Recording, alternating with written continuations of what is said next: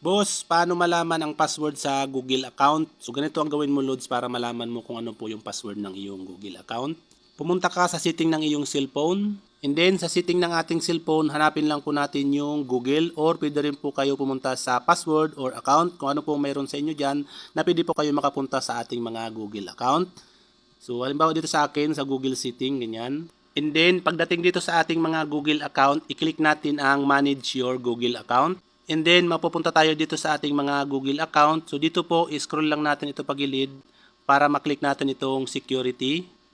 Dito po sa ating security ng ating Google account, i-scroll up lang po natin. Dito po sa pinakababang part, ayan, password manager, i-click lang po natin yan. And then mapupunta tayo dito sa password manager ng ating Google. So ngayon dito mga lodis, lahat po na makikita nyo dyan, lahat po yan mga lodis ay nakasave na account sa iyong Google. So hanapin mo po dito, loads, ang Google. So halimbawa po yan, ayan, Google. So ibig sabihin po may 2 account po na nakasave, i-click natin. And then lalabas po dito, lodis, lahat po ng mga account na nakasave sa iyong Google account password manager.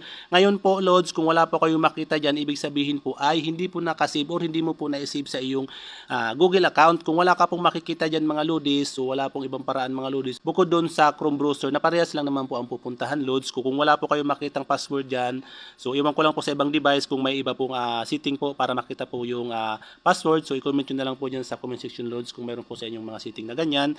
So kung wala pong makita kayo dyan na nakasave, ibig sabihin po mga lodis, so wala pong paraan para makita nyo yung password ng inyong mga Google account, kundi po palitan po ang inyong mga password ng inyong mga Google account. And then isave nyo po, and then once na makalimutan nyo, pwede nyo pong puntahan dito sa password manager, and then makikita nyo po yung password ng inyong mga Google or manuman pong account. So kung meron pong nakasave dyan mga lodis, so katulad nyan, ayan, so mapapansin nyo, yan po yung account nya, email, and then yung password po, i-click mo na lang po yung icon na yan, kasi pag click ko po yan, mabablock po yan, hindi po yan pwede screen record. So i-click nyo na lang po yan, kung ano po yung lumabas yan, yan po yung password ng inyong mga account.